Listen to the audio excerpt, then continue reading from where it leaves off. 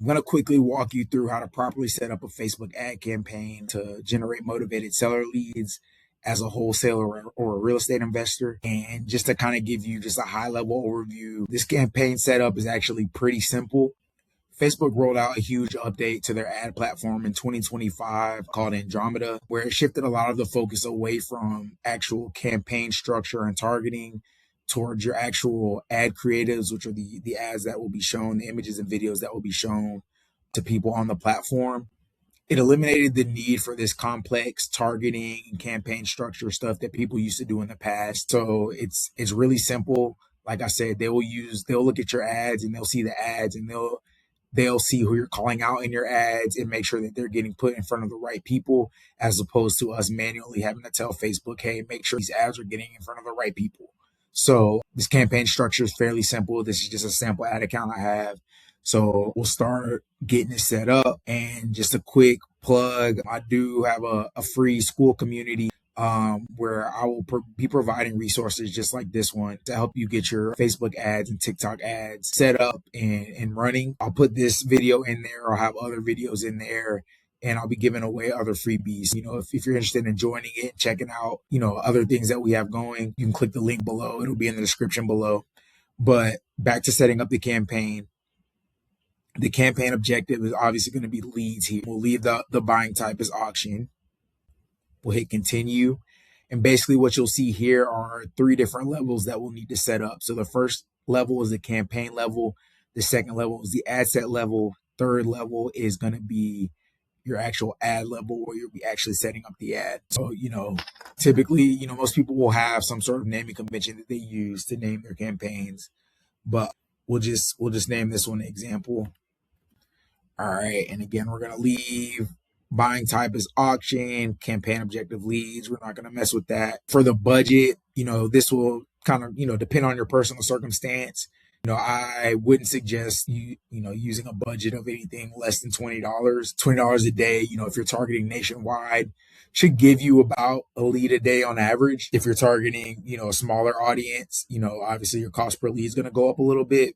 So it may, you may get less than a lead a day, but I think targeting nationwide, $20 should be enough for you to get, some consistent lead flow. So we'll put 20 here. I'm going to leave all this stuff alone. The only thing that we do need to change here is this special ad categories. So we'll pick housing, and, without getting long-winded, this is something that you have to select. Otherwise, and they have this kind of disclaimer here, but basically, declare if your ads are related to housing to help prevent ad rejection. So basically, if they discover that you're, running ads to generate, motivated seller leads and you don't pick a special ad category, they'll basically shut your account down, or they'll shut your campaign down. And if it happens too many times, it could, potentially have them, shut down your whole account. So we're good here. Now we're going to go to the ad set level, and this is where we're going to do all of our targeting. So I always name these broad because, again, we're not doing much with the targeting other than just selecting the markets that you want to target. But, that's just kind of how I name it. And I always encourage people to use instant forms. If you don't want to use instant forms, you can always send people to like a landing page or a website. But I teach to use instant forms. You're going to want to select your Facebook page. So we'll select that here. And then for performance goal, we're going to select maximum number of leads, especially if you have a new account or, haven't run ads before. There are specific situations where, I would instruct people to use conversion leads, but we're just going to use maximum number of leads. We're not going to mess with any of this stuff. All right, so this is something we are going to change. So this is going to be, the markets that you're targeting. So locations, and this is, to kind of describe how locations are used. So, I know most investors probably work in specific markets, right? This isn't going to guarantee that, selecting your target market isn't going to guarantee that the leads are actually going to come from that market. But this is just telling you that, hey, this is where we're going to show your ads. So if somebody is on vacation or something like that in a different city, and your ads are being shown in that city while that person is on vacation, but they actually live in a different state and they fill out your ad, it's possible that, you could get some leads that, come from outside of the markets that you're targeting. I wouldn't say it's common. It doesn't happen, very often, but it does happen from time to time. And basically you can go nationwide, you can pick, statewide, you can go at the county level, or you can go at the city level. Unfortunately, we can't target by zip code. The smallest that we can, the lowest level that we can target is by city. So right now it's set to the entire United States, but I'll just kind of show you what it looks like. We'll pick Dallas, Texas, for instance. So if you want to go statewide, you'll hit, you'll just type in Texas. Say if you want to just target the county of Dallas, so Dallas County, type in Dallas County and you'll see it puts that there. And then if you want to go just the actual city of Dallas, Texas, and you see that you can select the city there too. And you have the option to basically they drop a pin in the middle of the city, and then they ask how far outside of the city center that you want to target. So you can go as low as 15 miles and as high as 50 miles outside of the city center. So we'll just leave this as is for now. All right. And then we're not going to mess with any of this stuff. The last thing that we're going to double check is the placements. And, from time to time, different ad accounts will have different defaults, but you want to double check this and make sure that you only see Facebook and Instagram here on the platforms. There are times where, audience network will be selected, and we want to turn that off. We just want Facebook and Instagram. And make sure this box is unchecked. Allow limited spend to excluded placements. This would allow Facebook to spend a little bit of your budget in a placement other than Facebook and Instagram, but we want to make sure that's unchecked. All right, so that's everything that needs to be set up at the ad set level. So now we're going to go into creating the actual ad. Typically I like to name the ad something that kind of, relates to whatever the ad is actually doing, right? So, if it's an ad targeting foreclosure leads, right, we'll name it foreclosure image 1, something like that, right? But we'll just type example image 1. And then you'll have to, you'll have to select your Facebook page. You don't have to select an Instagram account, but if you have one set up, you can. I typically uncheck this multi-advertiser ads. And then this is where you'll select the instant form. I'll set up another video showing you how to set up the instant forms, but basically you'll have to, because we're sending all the traffic to an instant form, you'll have to select one. So you'll have to create one and select it here. You can require SMS verification to submit the form. So this will kind of ensure that, the sellers are submitting legitimate phone number. This typically isn't an issue. So I'll leave it unchecked. If you do check it, it'll definitely make sure that everybody's phone number is good, but it probably will increase your cost per lead. So this is where we will set up the ad creative. So it's going to ask you to do an image or a video ad. We'll just click image for now. And we have, we have a couple on here now. So we'll just pick one, and then you can kind of crop it. You just want to make sure if you are going to crop it, just make sure that you can see the entire ad. All right. And this is where you'll put basically the ad copy, right? So the text that people will see around your ad. So the primary text is going to be like the big, long, the long form text that you typically see with ads.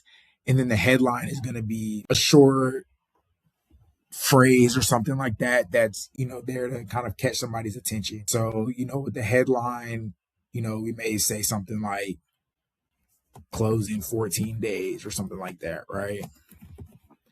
And the primary text, typically we're going to want to use this to kind of, talk about, what we have to offer, talk about some of like the seller profiles that we can help out. If you're running, an ad that, specifically calls out one type of motivation, maybe you just talk about that here instead of calling out multiple different types of motivation. But, we're going to want to type something here. and we're gonna want to use a headline, and using emojis is always something you can use here to try to catch people's attention as well too. We're not going to use description. And then for the call to action, I would either use get offer or learn more. So we'll just pick learn more here. And then you're going to want to turn off all of these enhancements. And this just basically ensures that like you are controlling what people are actually seeing. If you turn on some of these enhancements, Facebook may change the ad from person to person. So we have this set up. All right.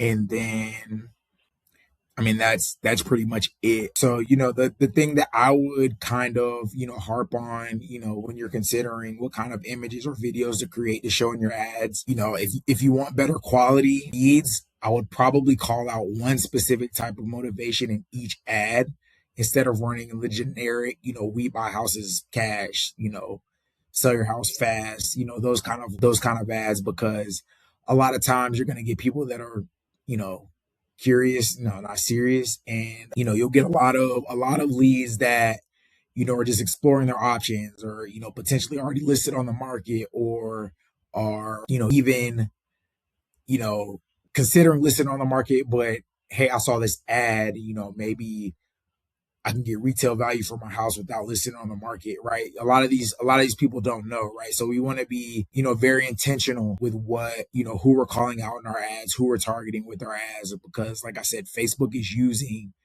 is looking at your ads and deciding based on what your ad is saying who to put your ad in front of. So, I highly encourage you to call out specific types of one specific type of motivation in each ad.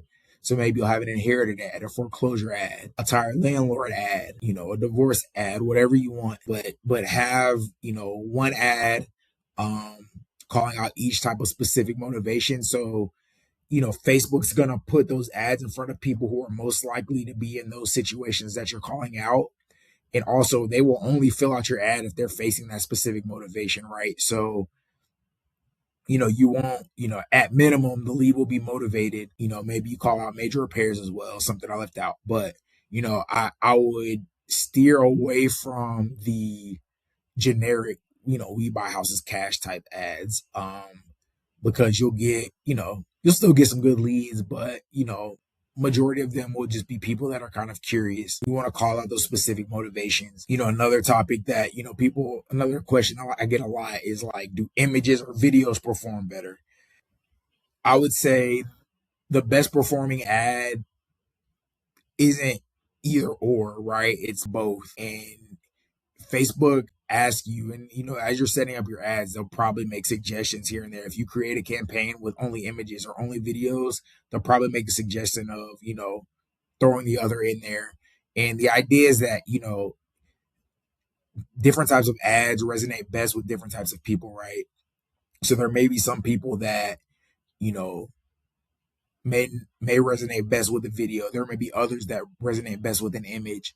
The idea is that you want to have both. So if you're gonna if you're starting out, I would suggest at least two images and at least two videos, and kind of give Facebook different options to show and put out in front of your audience.